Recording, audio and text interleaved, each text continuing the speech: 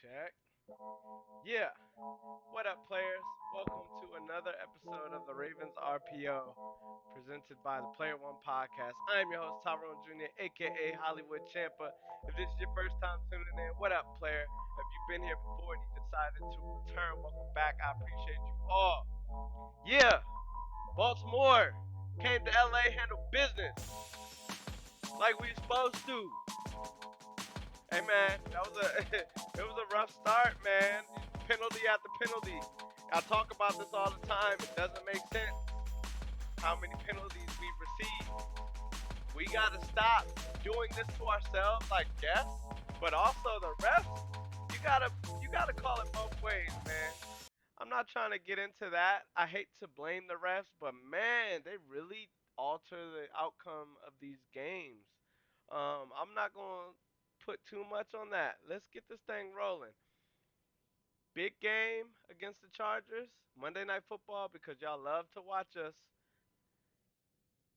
We're gonna break this down. Quick rundown of the episode. I'm gonna break 3 plays down from this Monday night game against the Chargers, and then I'm gonna move forward and we're gonna look at some plays. I'm gonna break down 3 plays from our upcoming opponent, who are the Philadelphia Eagles. I'm gonna keep this quick, short and sweet. Let's get into this, man. Big fan of big fan of our play calling tonight. I can't express it enough. It's I've ranted on previous episodes. We'll start the game with great play calling, and then we have that in between time up until the 2 minute warning. That in between time, we don't. It looks like we don't know what we're doing, and then when the 2 minute drill comes, we click and we can move the ball with ease. And then the second half comes, and either we're rolling from there, or we do the same thing, and we wait till the 2 minute drill, and it slows us down and it keeps these games closer than it needs to be. But today we came out, we moved the ball consistently. It was just these penalties in the first 2 possessions that stopped our drives. It would send us back 10, 15 yards, and then it's hard to get a first down. We have to punt the ball. Um, let's go. First play. Pre-snap. I talk about the pre-snap calls. These are things you can identify what's going on the defense by the way you line up, by the motions in your offense. Right here, we have to keep them honest. Look at our offense. It's evenly spread out. We got a receiver on both sides, a tight ends to the left, but we have our fullback to the right. So it's evened out, and then our running back right down the middle. So as a defense, you have to play an honest defense. You are lined up evenly just as well. So there's nothing showing that we're overpowering on either side. But this is how we overpower. This is how we get the advantage, the matchup advantage. Right before we snap the ball, Lamar puts our fullback in motion. Now we are heavy on this side. Now they are still even. They are supposed to shift or something. This guy can come down some. This guy can cheat over. But now we have numbers. Times for 65. And then we pull the player, the guard as well. Numbers game. Numbers game. And then you have Derrick Henry, who I just want to shout out how Derrick Henry does so well at not getting hit hard. He does well at falling forward. As a defense, nobody really wants to tackle him. He is huge. He's a monster. But I just love how he does so well running the ball. As a defense, you got to get some hits on this guy. You got to pull him out the game some way. But they are not able to hit this guy. He falls to the ground so delicately. It's beautiful. Um, that's that play. But it's just the play calling. It's the chess match. You moving players around before you snap the ball. You see how the defense reacts, and then you go. I do love that we got to play against our former offensive coordinator, Greg Roman, who I hated as a Raven. I hated having him when we got rid of him. I was so happy. And then when he went to the Chargers, along with the rest of this Ravens team, I was like, okay, y'all they have like a rep now. Now we're calling them the West Side Ravens or like the I forgot. They got a few names, but they're calling the LA Chargers pretty much like the knockoff Ravens. They have so many of our former players. Two of their running backs were our former running backs last year. They have a bunch of coaches, their offensive coordinator, just players all over, assistant coaches. But the Chargers are a good team. They're just first year in with Jim Harbaugh, so they have a bright future under that coach as long as he stays. Again, play number two. You get the lineup, you put a guy in motion to see what's going on. Zay Flowers goes in motion. You see the man is running with him. Now you know you have man across the board. Lamar Jackson already knows where he's going. He's going to Rashad Bateman because it's man, and it's just such an easier route to call when you have a slot receiver, especially on the short side of the field. One-on-one press coverage. Give him a few seconds, and he's most likely is a good chance he's gonna outrun that cornerback. Before this ball is snapped, Lamar sees that he's like, I know where I'm going. He looks him down the whole time. Protection aired out. Bateman down. Now this is a tough pass and catch. But shout out to my dog Rashad and one. I feel like I'm one of the few who stayed in this man's corner through all of his injuries. Rashad Bateman and Lamar Jackson have this connection. Lamar has never counted him out. This is his boy. He just kept dealing. He kept having to deal with foot injuries and such. It was just, we waited. We were patient. And then players and teams were like, this guy is not a top receiver. He's not a wide receiver 3. I believe he is. Look at this. That is beautiful, man. Shout out my dog Rashad Bateman. Move forward. Last play. Again, I don't want to keep y'all all night or all day. Last play. This is the point of Derrick Henry. I talk about our play calling. When it comes to fourth and short, last week I spazzed because we had a it was a 2-point conversion to tie the game, and we didn't have Derrick Henry on the field. What's the point of having him if you're not going to use him? This time, it's 4th and 1. We're on our own side of the field, but we've been moving the ball. We don't believe in this defense. We have been moving the ball. If there is not a penalty called, we are driving down the field. So at this point in the game, this is a statement call right here, 4th and inches. But again, we have Derrick Henry. You put Pat Ricard, who's like 300 pounds, former defensive lineman, put these big bodies in the way, and just outman them. They're gonna give to Henry. Easy. Get off. And then when I talk about him falling delicately, you can't even hit him hard. Get off. Get off.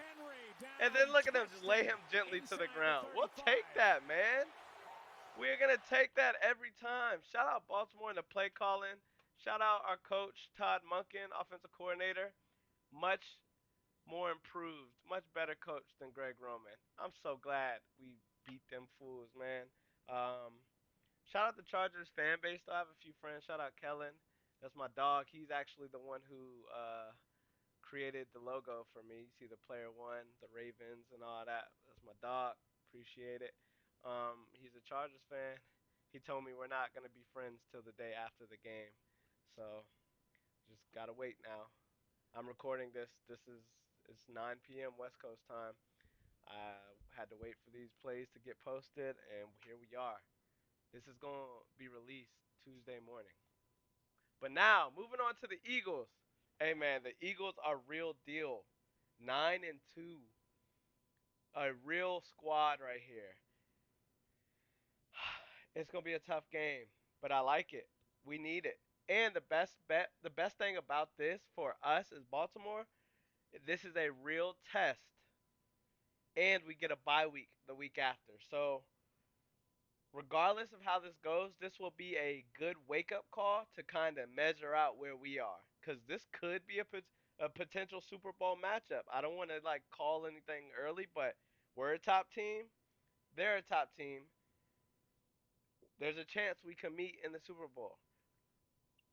If you're gonna have a regular season, before the playoffs, you want something like this against a top team so you can see where you are. We played the Chiefs week 1. That Chiefs team is going to be completely different come playoffs. So that's not a real test to start a season as long as this is. We're going into week 13. This is perfect timing for Baltimore. Let's get in here. We host Philly at the bank in Baltimore. Let's handle business. Let's see how we line up against these fools. Handle business and then we get the bye week. So put it on the line. Let's go for this dub. But man, this squad, their offense is so high powered. My prediction, I assume it's gonna be a high scoring game. It's gonna be hard to slow them down. It should be hard for them to slow us down. My 3 plays, this breakdown, I'm just gonna highlight their 3-star players. First play, Jalen Hurts. This formation right here, you pretty much got to keep a defense honest. It's spread even. They got the 4 spread and then the running back and shotgun. Just a simple RPO. And look, he has this up here, the RPO, just to see. 10 yards, and he has 61. He hands it off. Oh, that's the wrong play. Oh, this is where I'm doing it backwards. Look, Saquon. Yeah, I'm going to just go this way. I'm going backwards this time. Saquon. Saquon. Just a dog. Fast, strong. Ah. And he play, and he runs through the cameraman. It don't matter. He runs through whoever's there. I respect him, man. He's a dog.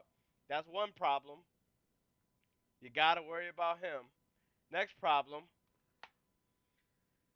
Another formation where they just kind of keep it even, so you can't really bunch up on either side. It makes it easier for the quarterback to read what's going on. But this play right here, Jalen Hurts, is a designed run. This is some stuff that we do in Baltimore here and there, but their runs are heavy. Look at this. Jalen Hurts is a strong, heavy quarterback. Then you got Saquon leading the way, and then you got the lineman, the guard who pulls. That's a strong run. That's at least 9 yards right there, 10 yards, more than that. I can't count. You got to be ready to stop something like that. And then, last but not least, it's a 3-headed monster in Philly.